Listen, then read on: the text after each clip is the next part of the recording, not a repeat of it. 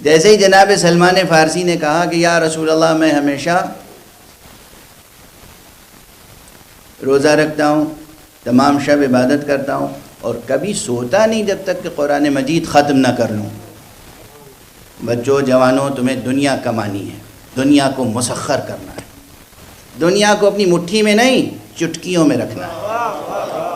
حوصلہ لے کے جانا، آج حوصلہ، قوت، طاقت، شجاعت، ویژن۔ دنیا میں کسی سے پیچھے نہ رہو، کسی میدان میں بھی۔ جب کسی میدان میں کہہ رہا ہوں تب کانٹیکسٹ جو ہے وہ بتا دیتا ہے کہ اچھے میدان مراد ہیں، ظلم کے میدان میں آگے نہ بڑھنا۔ لیکن کسی بھی میدان، خاص طور سے علم کی دنیا، خاص طور سے علم کی دنیا، علم کی طرف سے غفلت نہ ہو۔ ابھی ایک دو جملے ذہن میں آ رہے ہیں، عرض کروں گا۔ تو یہ نسخے اس لیے یاد رکھنے ہیں کہ جب آپ دنیا میں مشغول رہیں گے بظاہر، حالانکہ میں کہہ چکا کہ جب آپ دنیا میں کمائیں گے بھی نا تو اس کا ثواب ملے گا۔ آپ حلال روزی کمانے کے لیے گھر سے نکلیں گے، اس کا ثواب ملے گا۔ اگر بیوی بچوں کے پیٹ کو پالنے کے لیے، ان کی ضرورتوں کو پورا کرنے کے لیے، اس نیت سے کہ ہم کسی کے سامنے ذلیل نہ ہوں، رسوا نہ ہوں، کسی کے سامنے دست سوال دراز نہ کریں، ہم گدا گری نہ کریں، اللہ نے ہمیں مومن اور مسلمان بنا کے بھیجا ہے، تو اللہ نے ہر چیز کا ہمیں اختیار دیا ہے، مگر کسی غیر خدا کے سامنے ذلیل ہونے کا اختیار نہیں دیا۔ کسی غیر خدا کے سامنے ذلیل ہونے کا اختیار نہیں دیا ہے۔ یہ حدیث قدسی کا مضمون ہے۔ اگر اس نیت سے کہ ہم غیر خدا کے آگے سوال دراز کر کے اپنے خدا کو رسوا کریں گے، توجہ ہے؟ میں کسی کو ملازم رکھوں اور وہ میرا ملازم آپ کے ہاں جا کے بھیک مانگ رہا ہو، ذلت کس کی ہے؟ کس کی ذلت ہے؟ غور فرما رہے ہیں آپ؟ تو خدا کی مخلوق، خدا کا بندہ، بطور خاص خدا کا کلمہ پڑھنے والا اگر کہیں جا کے دست سوال گدا گری کے لیے دراز کرتا ہے تو یہ اپنے خدا کو رسوا کر رہا ہے۔ اس لیے اگر آپ کو بحیثیت انسان، بحیثیت مسلم، بحیثیت مومن اپنی ڈگنیٹی کو برقرار رکھنا ہے، کمانا ہے، تو یہ کمانے کے لیے گھر سے جب آپ نکلیں گے تو خدا کی قسم فرشتے آپ کے قدموں کے نیچے پر بچھائیں گے۔ آپ کیا سمجھتے ہیں؟ کیا سمجھتے ہیں آپ؟ یہ نہ سوچ کے گھر سے نکلا کیجئے کہ ہم گھر، اللہ چھوٹ گیا گھر میں، اللہ چھوٹ گیا مسجد میں، مولا چھوٹ گئے امام باڑے میں۔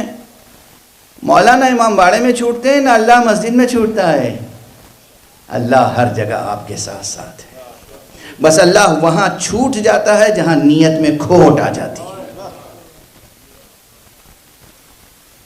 زندگی کے کسی محاذ پر، کسی گام پر، ایک آن اور ایک نفس کے لیے خدا آپ سے جدا نہیں ہوتا۔ آپ کام کر رہے ہیں تب بھی خدا آپ کے ساتھ ہے، آپ محضر الہی میں، محضر خدا میں، آپ عبادت کر رہے ہیں۔ اب یہ عبادت کی قسمیں ہیں، آپ چاہتے ہیں ہر قسم کی عبادت ہو، تو تلاوت بھی ایک قسم ہے، نماز بھی ایک قسم ہے، روزہ بھی ایک قسم ہے، کمانا بھی ایک قسم ہے۔ بھولے گا تو نہیں ہے سبق؟ حلال روزی کمانا بھی ایک قسم ہے، طالب علم کا کتاب پڑھنا بھی عبادت کی ایک قسم ہے۔ کتاب پڑھنا، جس بچے کو فزکس میں پی ایچ ڈی کرنی ہے اسے فزکس کی کتابیں پڑھنا بھی عبادت ہے، اور اس کا ثواب ہے، اس کا ثواب ہے، میں اعلان کر رہا ہوں، ثواب ہے۔ دنیا کی کسی بھی برانچ آف نالج میں آپ جائیں، قربتاً اللہ علم حاصل کریں، آپ کو اس کا ثواب ملے گا۔ زندگی کا ذرا نقطہ نظر واضح ہونا چاہیے۔ اب جب آپ نے پڑھ کے لکھ کے تھک کے ہار کے جاب کر کے گھر آئے، اب کوئی کہے الحمد سے لے کے والناس تک پورا قرآن ختم کیجئے، پاسبل نہیں ہے، ٹھیک ہے نا؟ لیکن آپ کا دل چاہتا ہے کہ پورا قرآن ختم کر کے سوئیں، تو کوئی راستہ ہے یا نہیں؟ اسی کو تو قدرت خدا کہتے ہیں کہ ناممکن کو ممکن بنا دے۔ ایک صلوات پڑھ دیجئے محمد و آل محمد۔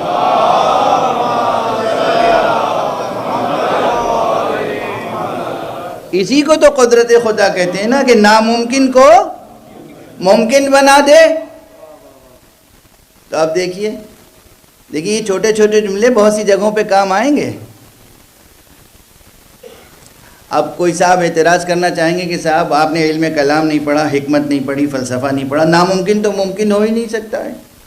اب ان کو کہیں اور جواب دے دوں گا،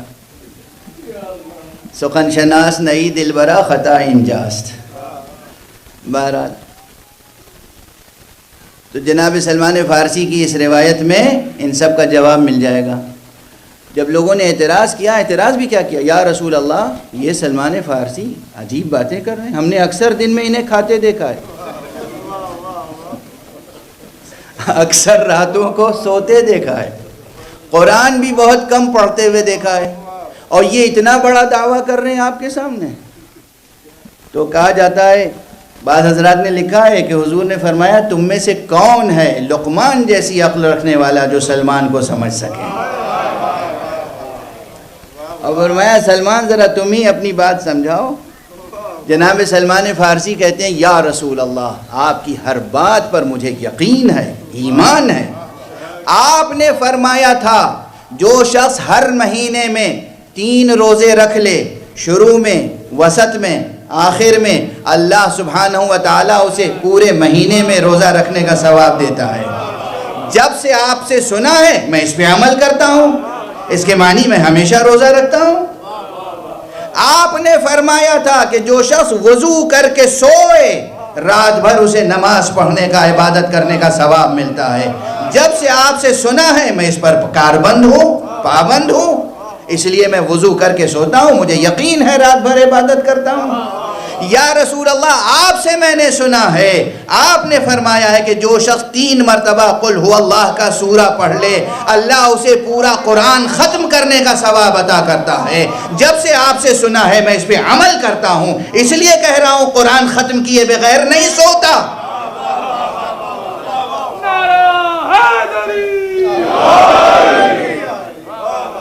توجہ ہے، یہ بھی ایک نسخہ ہے سیر و سلوک کا، مگر یہ کس کے لیے ہے؟ یہ اس بلند نفس انسان کے لیے ہے جس کے ہاں سب سے پہلے تو یقین ہو مصطفیٰ پر، اور علم کا پایہ اتنا بلند ہو کہ اس کا موازنہ لقمان سے کیا جا سکے۔ صلوات پڑھ دیجئے محمد و آل محمد۔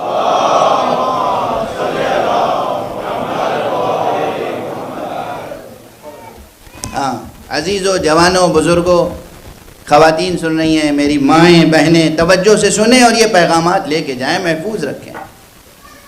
یہ سب قرآن اور اہل بیت کے پیغامات ہیں۔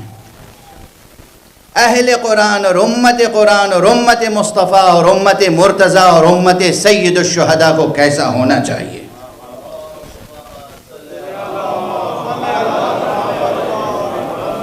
بھائی ایک بلندر ہم آہنگ صلوات بھیج دیں۔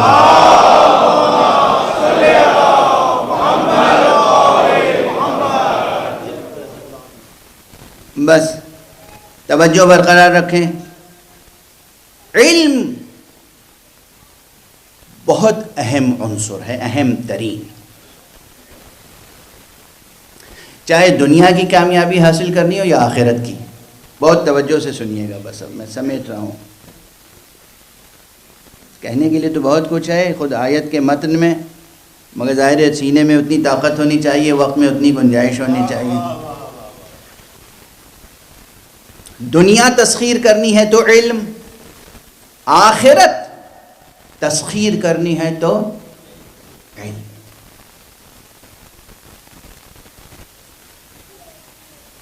اور جب تک علم نہیں ہوگا معرفت نہیں ہوگی، جب تک معرفت نہیں ہوگی محبت نہیں ہوگی. جب تک محبت نہیں ہوگی عبادت نہیں ہوگی. پہلی چیز ہے علم. اسی لیے اسلام نے علم پہ زور دیا. پہلی وحی جو نازل ہوئی اقرا، پڑھو. مسلمان سب یاد رکھتا ہے، بس پہلی وحی یاد نہیں رکھتا. اقرا، پڑھو، خود پڑھو. سن کے عمل نہ کرو ورنہ کچھ اور ہو جاؤ گے. پڑھ کے عمل کرو، سن کے آگے نہ بڑھو. تو اقرا پہلی وحی ہے. حضور کا اور ارشاد، ارے مسلمانوں سے تو کہا ہی ہے حضور نے، طلب العلم فریضۃ علی کل مسلم، ہر مسلمان پر یعنی ہر مسلمان مرد اور عورت پر علم حاصل کرنا واجب ہے، فریضہ ہے.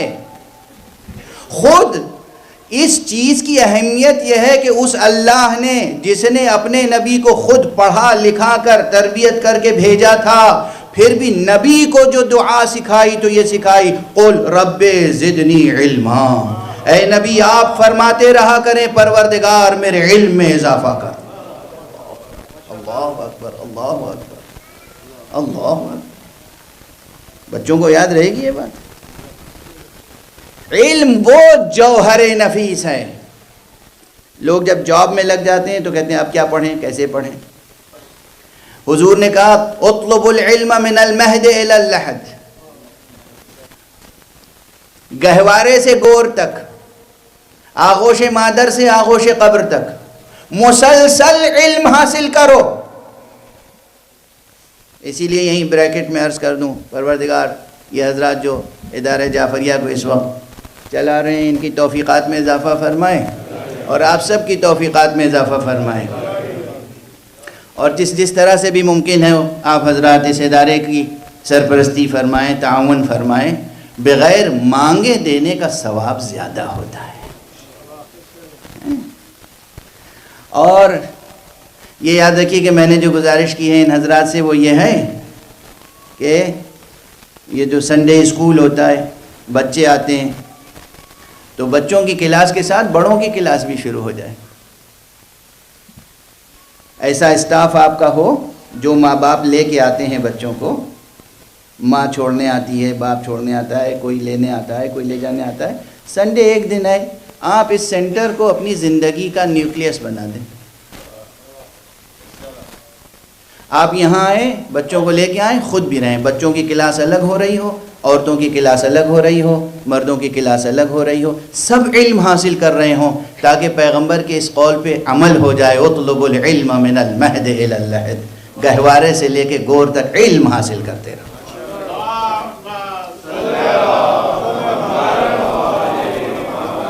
علم حاصل کرتے رہو مسلسل.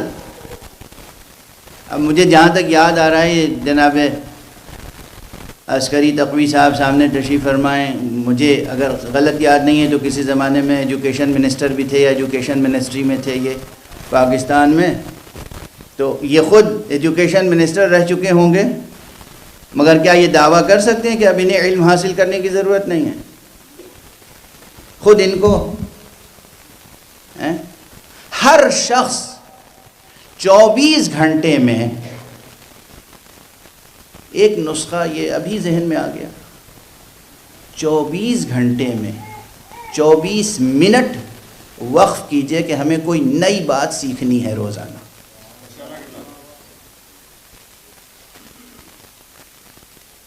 کوئی نئی بات سیکھے بغیر ہم سوئیں گے نہیں، یا کوئی نئی بات سیکھے بغیر ہم کام شروع نہیں کریں گے.